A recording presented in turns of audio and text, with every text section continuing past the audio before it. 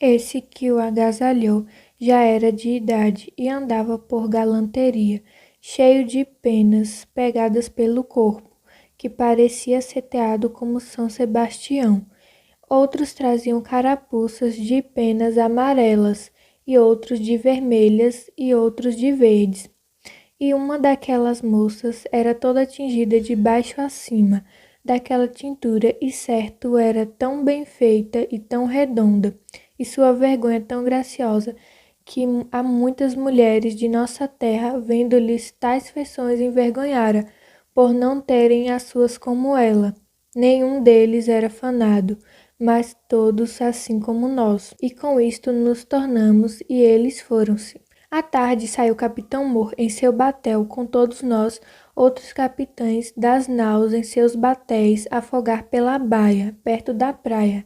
Mas ninguém saiu em terra, por o capitão o não querer, apesar de ninguém estar nela.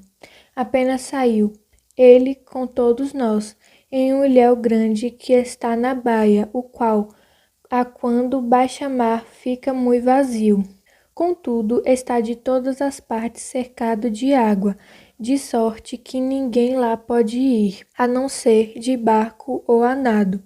Ali folgou ele e todos nós, bem 1 hora e meia, e pescaram lá, andando alguns marinheiros com um chinchorro e mataram um peixe miúdo, não muito. E depois volvemo-nos às naus, já bem noite. Ao domingo de Pascoela, pela manhã, determinou o capitão ir ouvir missa e sermão naquele ilhéu, e mandou a todos os capitães que se arranjassem nos batéis e fossem com ele. E assim foi feito. Mandou armar um pavilhão naquele ilhéu, e dentro levantar um altar muito bem arranjado, e ali com todos nós outros fez dizer missa, a qual disse padre Frei Henrique, em voz entoada e oficiada com aquela mesma voz pelos outros padres e sacerdotes que todos assistiram, a qual missa, segundo meu parecer, foi ouvida por todos com muito prazer e devoção. Ali estava com o capitão a bandeira de Cristo, com que saíra de Belém, a qual esteve sempre bem alta, da parte do Evangelho.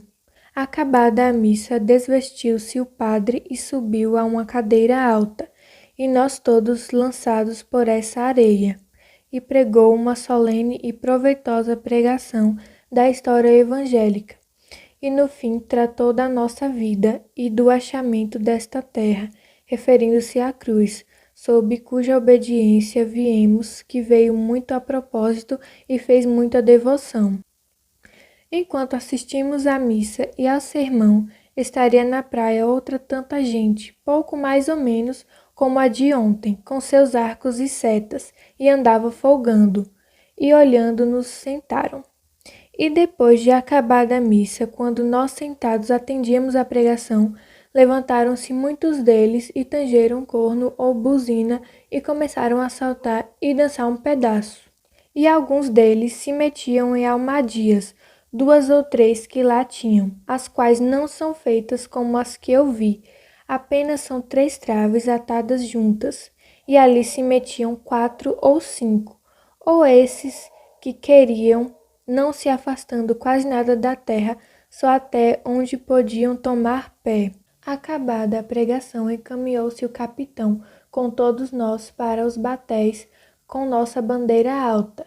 Embarcamos e fomos indo todos em direção à terra, para passarmos ao longo por onde eles estavam, indo na dianteira, por ordem do capitão Bartolomeu Dias, em seu esquife, com um pau de uma almadia que lhes o mar levara para o entregar a eles, e nós todos trás dele, à distância de um tiro de pedra. Como viram o esquife de Bartolomeu Dias, chegaram-se logo todos à água, metendo-se nela até onde mais podiam. Acenaram-lhes que pousassem os arcos, e muitos deles os iam logo pôr em terra, e outros não os punham. Andava lá um que falava muito aos outros que se afastassem, mas não já que a mim me parecesse que lhe tinham respeito ou medo.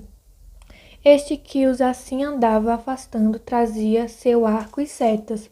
estava tinto de tintura vermelha pelos peitos e costa e pelos quadris, coxas e pernas até baixo, mas os vazios com a barriga e estômagos eram de sua própria cor. E a tintura era tão vermelha que a água não comia nem desfazia. Antes, quando saía da água, era mais vermelho. Saiu um homem do esquife de Bartolomeu Dias e andava no meio deles, sem implicarem nada com ele, e muito menos ainda pensavam em fazer-lhe mal. Apenas lhe davam cabeças d'água e acenavam aos do esquife que saísse em terra. Com isto se volveu Bartolomeu Dias ao capitão, e viemo-nos às naus, a comer, tangendo trombetas e gaitas, sem os mais constranger. E eles tornaram-se a sentar na praia, e assim por então ficaram. Neste ilhéu, onde fomos ouvir missa e sermão, espraia muita água e descobre muita areia e muito cascalho.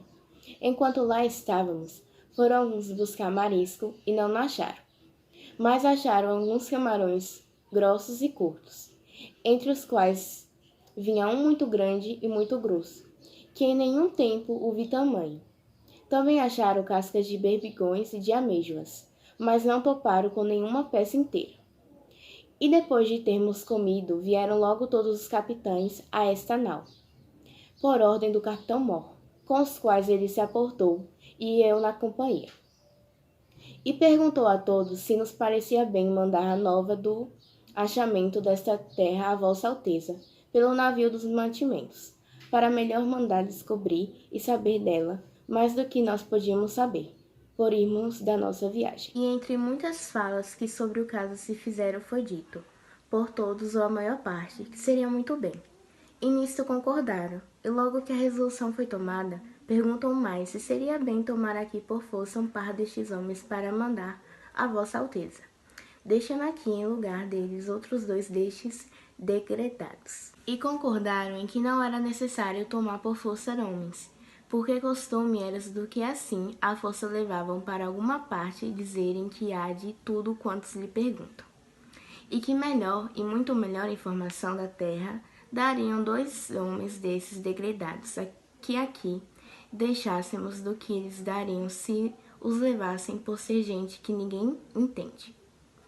Nem eles cedo aprenderiam a falar para o saberem tão bem dizer que muito melhor outros o digam quando cá Vossa Alteza mandar. E que, portanto, não cuidéssemos de aqui por força tomar ninguém, nem fazer escândalo, mas sim para os de todo amansar e apaziguar, unicamente de deixar aqui os 2 degredados quando daqui partíssemos. E assim ficou determinado por parecer melhor a todos. Acabado isto, disse o capitão que fôssemos nos bater em terra, e ver se ia bem. Quejando era o rio, mas também para afogarmos. Fomos todos nos bater em terra, armados, e a bandeira conosco. Eles andavam ali na praia, à boca do rio, para onde nós íamos, e antes que chegássemos pelo ensino que dantes tinham, puseram todos os arcos e acenaram que saíssemos.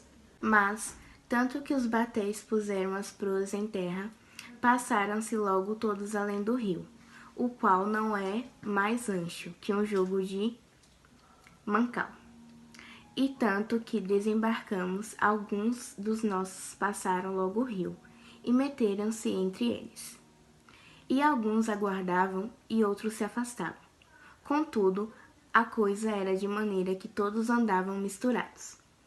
Eles davam desses arcos com suas setas por sombreiros e carapuças de linho, e por qualquer coisa que lhes davam.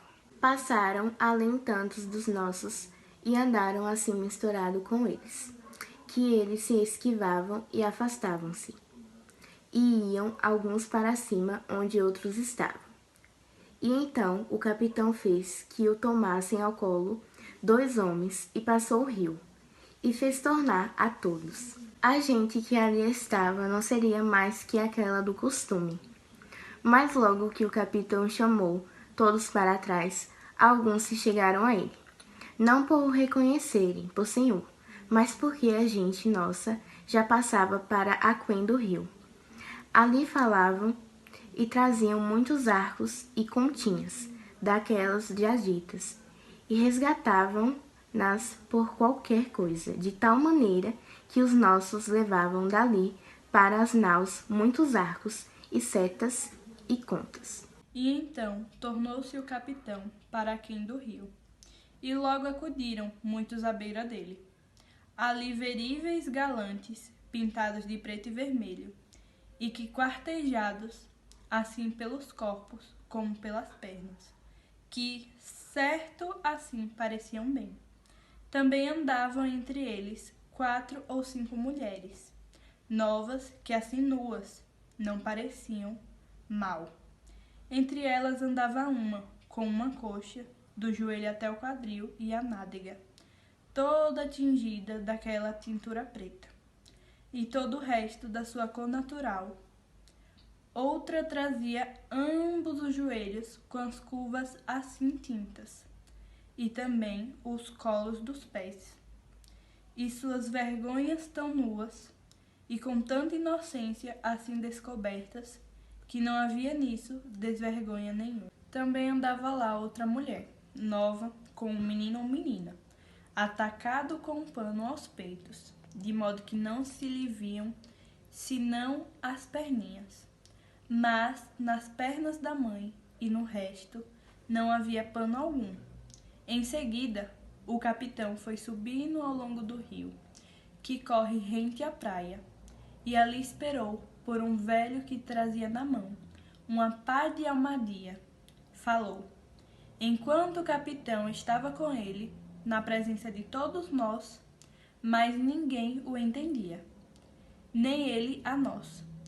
Por mais coisas que a gente lhe perguntava, com respeito a ouro, porque desejávamos saber se o havia na terra. Trazia este velho o beiço, tão furado que lhe cabia pelo buraco um grosso dedo polegar, e trazia, metido no buraco, uma pedra verde, de nenhum valor, que fechava por fora aquele buraco. E o capitão lhe fez tirar, e ele não sei que diabo falava, e ia com ela para a boca do capitão para lhe meter. Estivemos rindo um pouco e dizendo chalhaças sobre isso. E então enfadou-se o capitão e deixou-o. E um dos nossos deu-lhe pela pedra um sombreiro velho, não por ela valer alguma coisa, mas para a mostra. E depois ouve-a o capitão, creio, para mandar com as outras coisas a Vossa Alteza. Andamos por aí vendo o ribeiro, o qual é de muita água e muito boa. Ao longo dele há muitas palmeiras, não muito altas, e muito bons palmitos. Colhemos e comemos muitos deles. Depois tornou-se o capitão para baixo para a boca do rio, onde tínhamos desembarcado. E além do rio andavam muito deles dançando e folgando, uns diante os outros, sem se tomarem pelas mãos, e faziam-no bem. Passou-se então para a outra banda do rio Diogo Dias, que fora almoxarife de Sacavém, o qual é homem gracioso e de prazer. Consigo um gaiteiro nosso com sua gaita, e meteu-se a dançar com eles, tomando-os pelas mãos. E eles folgavam e riam e andavam com ele muito bem ao som da gaita. Depois de dançarem, fez ali muitas voltas ligeiras, andando no chão e salto real, de que se eles espantavam e riam, e conquanto com aquilo o segurou e afagou muito. Tomavam logo uma esquiveza, como de animais monteses, e foram-se para cima. E então passou o rio o capitão com todos nós, e fomos pela praia, de longo ao passo, que os bateis iam rentes à terra. E chegamos a uma grande lagoa de água doce, que está perto da praia, porque toda aquela ribeira do mar é apaulada por cima e sai a água por muitos lugares. E depois de passarmos o rio, foram uns 7 ou 8 deles meter-se entre os marinheiros, que lhes recolhiam aos batéis, e levaram dali um tubarão, que Bartolomeu Dias matou, e levavam-lhe e lançou na praia. E agora eu vou comentar sobre o que eu entendi da carta, que foi uma carta direcionada para o rei, de modo que lhe comunicasse a descoberta de novas terras. Entendi também que o primeiro encontro deles, os portugueses, com os índios, e a primeira atracagem. Também foi descrito como os índios daquela época viviam e as coisas que eles usavam na cabeça. Então é uma carta cheia de detalhes. Encontro, descoberta do Brasil. Eu sou Heloísa e vou falar sobre a carta. Como podemos perceber, essa carta foi redigida para o rei para informar sobre o descobrimento de novas terras. Na carta, ele descreve bem suas impressões sobre esse território que viria a ser chamado de Brasil e também retrata alguns episódios marcantes, como o encontro dos índios com os colonizadores e a primeira missa realizada no Brasil. Meu nome é Raquel e eu vou fazer um breve comentário da carta de Pero Vaz de Caminha. E na carta ele basicamente fala sobre a descoberta, né, da terra, que é o Brasil.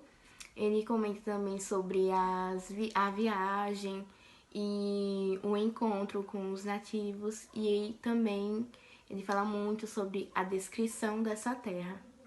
E é isso. Oi, eu me chamo Raiane Almeida e eu vim fazer o meu comentário sobre a carta de Pero Vaz de Caminha. Ele fala sobre a ideia de que haveria ouro aqui no Brasil. Fala sobre os índios, de como eles eram selvagens, dos seus costumes e principalmente de como se vestiam. Me chamo Gustavo e o comentário que eu tenho para fazer sobre essa carta é que o seguinte: uma carta é como ela fosse uma mensagem de WhatsApp. Ela é totalmente literal, mas dependendo do que o autor escreveu, não é totalmente literal. Ele pode usar algumas coisas, alguns artifícios que ele não consiga explicar o que ele estava vendo, mas a carta ela é muito direta. Então ele, pelas características aqui que eu li agora nesse momento, ele estava falando dos índios. Só que como ele não sabia explicar o que eram os índios, e os índios não chamavam-se índios, porque índios vem da Índia, que os portugueses pensavam que eles tinham chegado às Índias e colocaram o nome deles de índios. Então o nome índios não vem do Brasil, o nome índios vem dos portugueses, que quando eles pensaram que tinha chegado nas Índias e colocaram o nome das pessoas que estavam aqui nas Índias de índios. Então é isso, esse é meu comentário. Eles viram os índios quando eles chegaram. E também fala da embarcação, dos capitães que estavam junto com eles, falaram o nome aqui de alguns. E é isso.